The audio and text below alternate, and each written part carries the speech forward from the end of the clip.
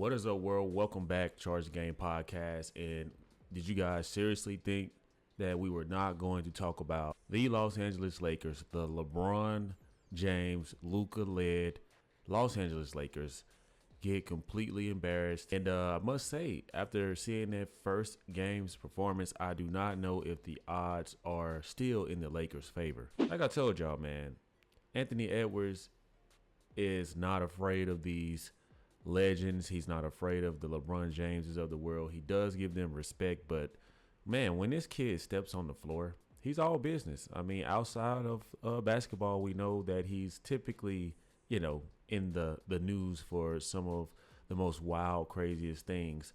But the Timberwolves showed me something in that first game that I did not expect. And, that Jaden McDaniels guy, kudos to the GM that went over there and built that team up.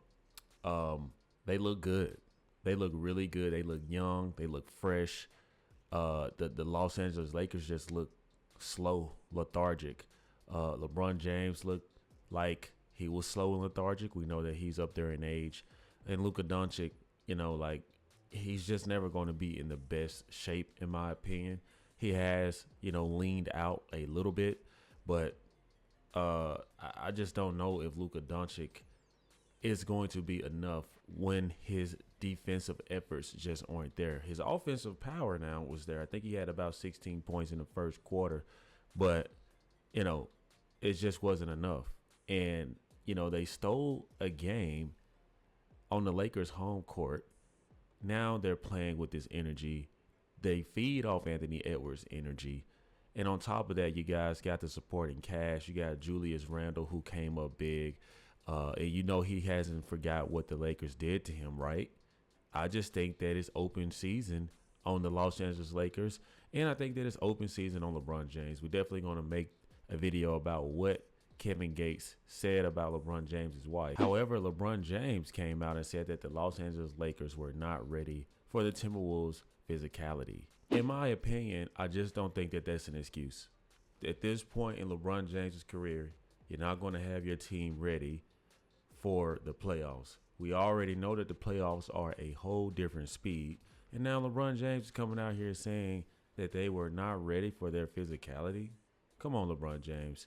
Especially, with you being the primary leader of this team and, JJ Redick, this lockdown defense, this magnificent defense that JJ Redick keeps saying was going to shock the world, was going to shock the NBA. And we didn't see any of this defensive effort. We saw them standing around. We saw a lot of one-on-one basketball. I knew from the rip in moments, guys, the Lakers can look like a team that's literally going to win a championship, and then the next moment they look like a team that shouldn't be in the conversation. It's going to always look like that with two primary ball handlers and LeBron James and Luka Doncic. I mean, it's going to be a lot of ISO. That's pretty much both of their styles. Like I told y'all, man, I'm rooting for the Warriors to go far in the playoffs because I do want them to have a chance to get ring number 5, in LeBron James's era, right? That's just me. But hey, this is what LeBron James raved about on his podcast. Him and JJ Redick, went live, and told everyone that, this is what you need to do. And this is how I can be better. Well, JJ Redick, you didn't look like you have your team prepared. In fact, it looked like they gave up in the game. I mean, you guys did see the score, right? It wasn't close. I mean, seriously, they just could not stop the bombarding of threes from the Minnesota Timberwolves. What happened, JJ Redick? This is where you were supposed to get your shine on, right? You went on Mind the Game podcast, which you and LeBron James did, and you took another man's job. Yeah, you remember how you talked about Darvin Ham, JJ Redick, and LeBron James allowed you because he wanted Darvin Ham out of the building, and he wanted you to pretty much audition for your role as the Los Angeles Lakers head coach, and you got the job. But guess what? Darvin Ham was very big on defense. He was very big on rotations. He was very, very big on commitment, right? And guess what? We don't see that from your team in the playoffs right now, JJ Redick. So what's going on? You made it seem like Darvin Ham did not know what he was doing, but guess what? Darvin Ham was able to get the Los Angeles Lakers to the Western Conference Finals in his first season? Can you at least do that, JJ Redick? Because that's what I want to see. That's what I expect. You know, a LeBron James and Luka Doncic, and you got an Austin Reeves. The media did a great job of hyping the Lakers up. And we're just trying to see, will they live up to the hype? That is the million-dollar question. Will they? If not, I think that the Lakers owe Darvin Ham an apology. I think that LeBron James owes Darvin Ham an apology. Anthony Davis does too, even though he got his ass traded. LeBron James yelling at this man in front of the whole world during the playoffs a few years ago, embarrassing this man as if he isn't a man with the family. Oh, no. The Lakers, man.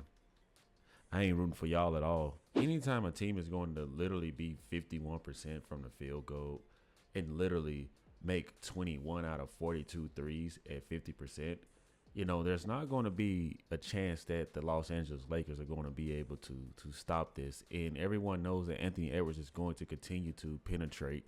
You know, the Lakers don't have any post that's going to make him fear or respect them. And then the Minnesota Timberwolves beat them by doing a lot of drive and kicks.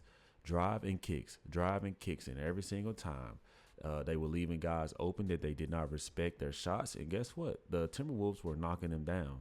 And guess what, guys? The referees were still in on it. The referees were still trying to give this game to the Los Angeles Lakers. So everyone was doing their job to help the Lakers. They just couldn't get it done. But instead of, you know, the media keeping it real on what's going on with the Lakers, they want to post stuff like this.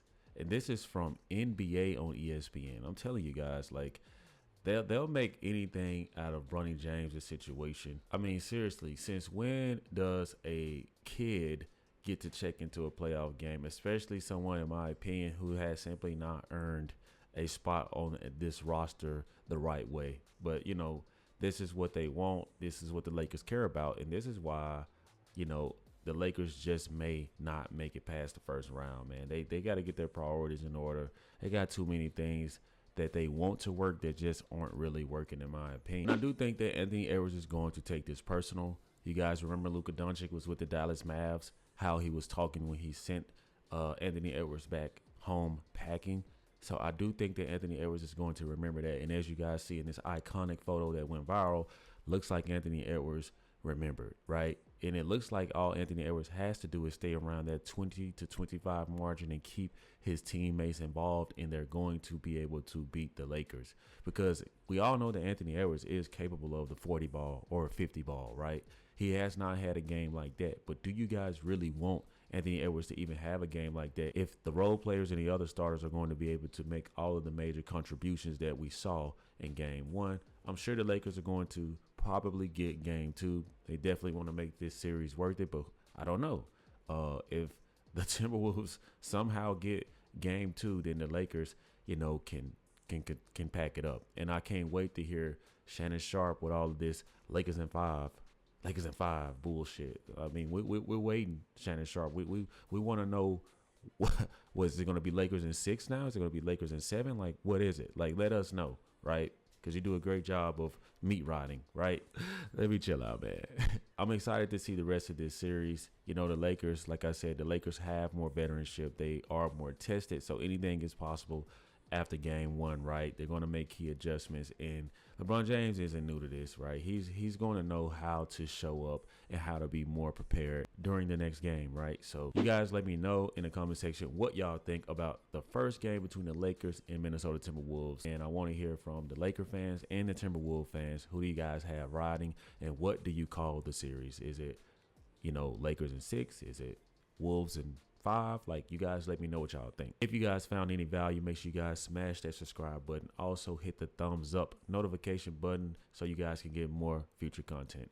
See you guys in the next one. Peace.